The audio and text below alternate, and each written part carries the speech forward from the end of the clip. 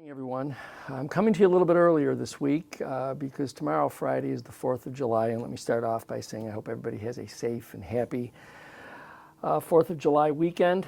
Please remember, too, that our incredibly successful Niagara Falls Americans have a baseball game on 4th of July starting at 6:30, followed by the city's fireworks at Hyde Park. So it's a great way to spend this very American holiday by baseball and fireworks. So get on out to the ballpark and then obviously enjoy the fireworks display. A whole lot of things are going on, and I want to make sure that I give you all of the information before talking to you a little bit about some progress that we've made.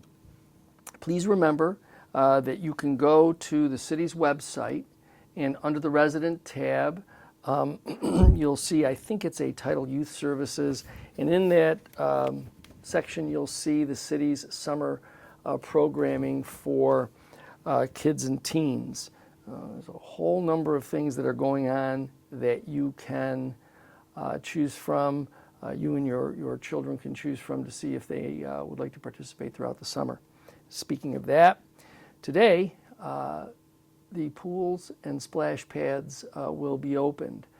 They will then remain open Thursday, Friday, Saturday, and Sunday, all throughout the summer to Labor Day. The hours are 12 until 5. The only pool that unfortunately will not open today and is probably going to open a week later is the pool out at 91st Street. For some reason, some member of the community thought that it would be fun to vandalize the pool. City crews were in the process of getting the pool prepared for a final finish before filling and testing, and somebody decided that it would be fun to spray paint inside the pool. That, of course, has to be cleaned, which delayed the opening. So it's unfortunate for those family members, young people who use that pool, but you know, there are certain elements in the community that think that vandalism is a fun thing to do. So, but we'll open that pool as soon as we can get that cleaned, prepared, and ready for your use. Again, I want to invite you to keep in mind that the main library, public library on Main Street, continues to show films.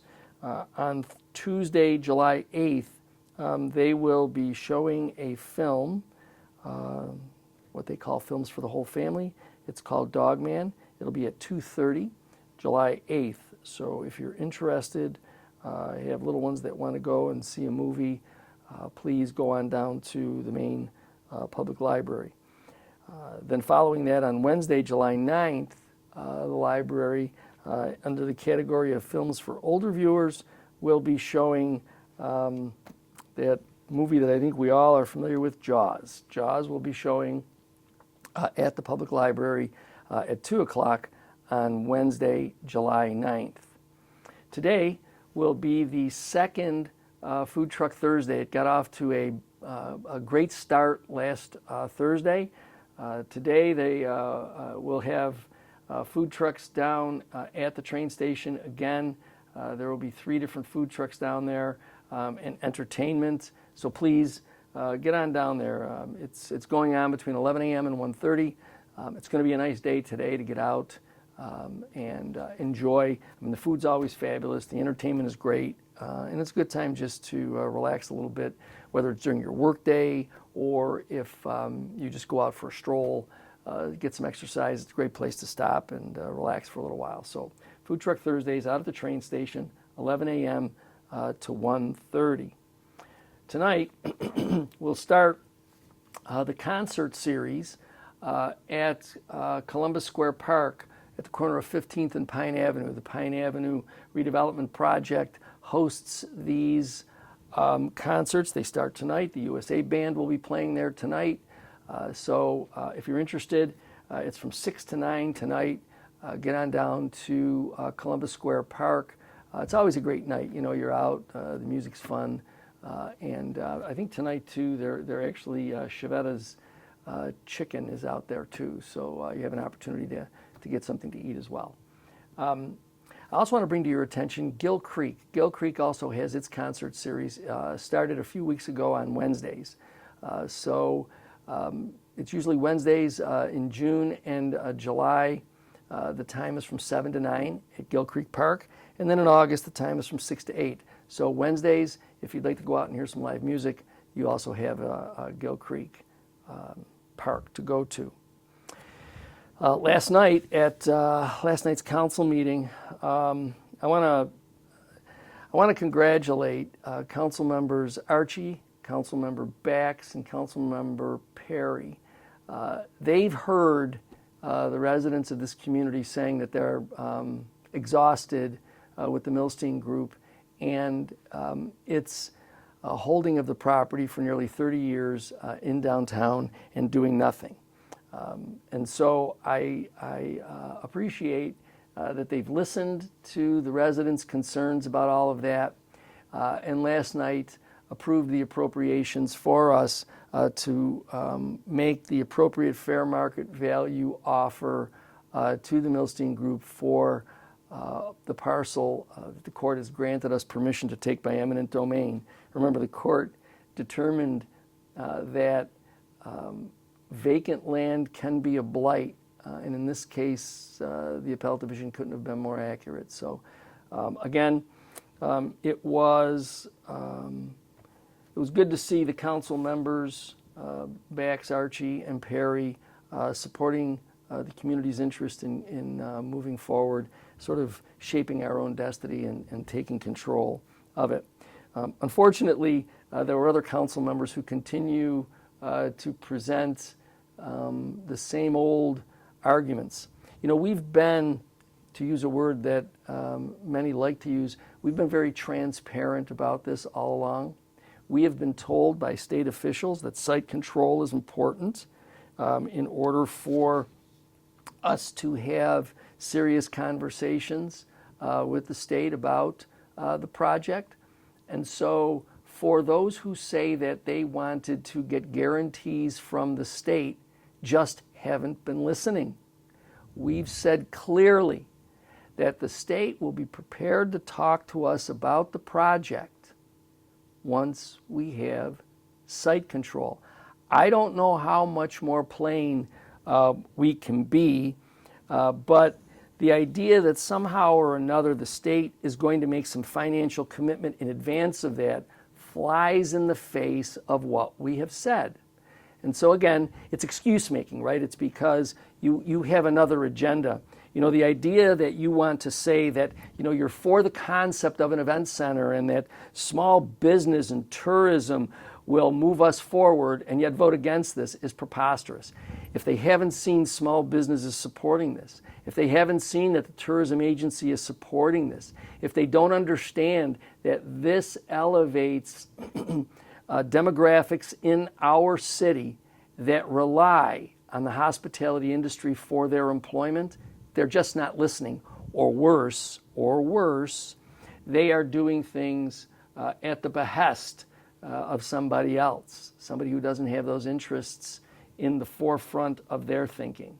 So I want to express my appreciation to council members Bax, Archie, and Perry for their efforts in listening to the community, understanding that this is the next step in the process, that what we do now is move forward in acquiring the land.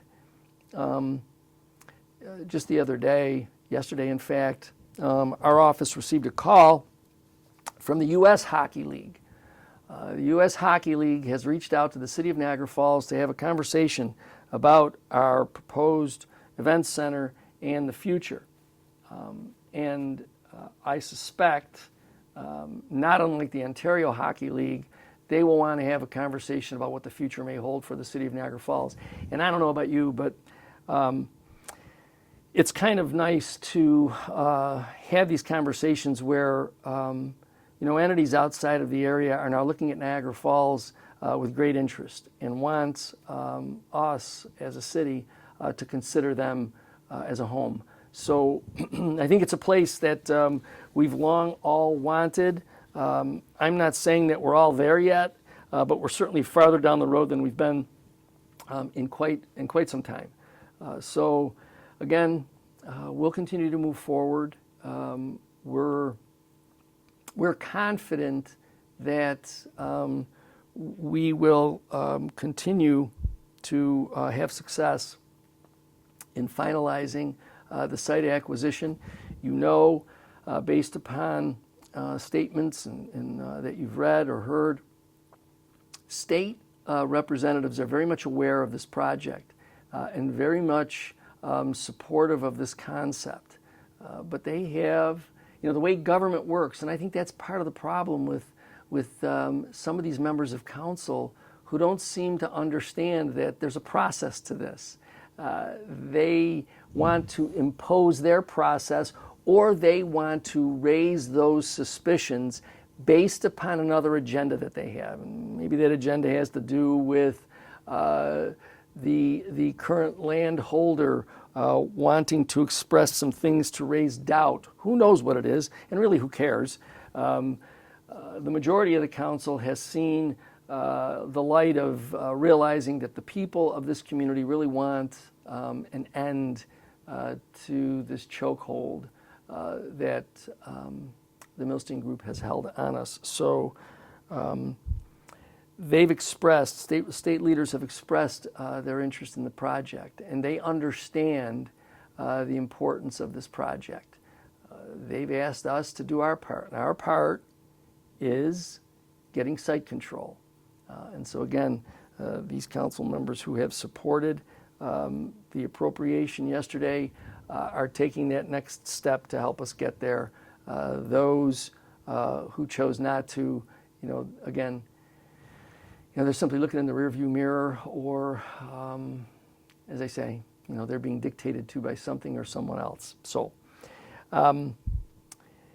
this weekend, 4th of July, there'll be a whole host of things going on. For those of you who are already preparing yourself for all of the fireworks displays that will go on, and I'm not just talking about the city fireworks display, I, like you, would like to see people keep them to a minimum. Understand that there are neighbors out there, but we all know that many people like to celebrate in their own way. So please be patient.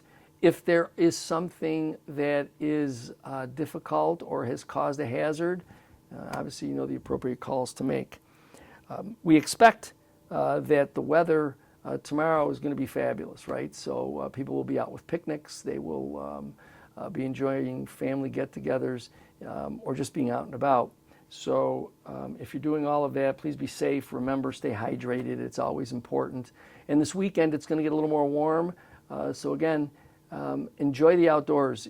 Summer comes and goes. Kids are out of school and then they're back in school. So enjoy yourself. Have a great holiday weekend. Happy 4th of July to everyone. And I look forward to talking to you again next week.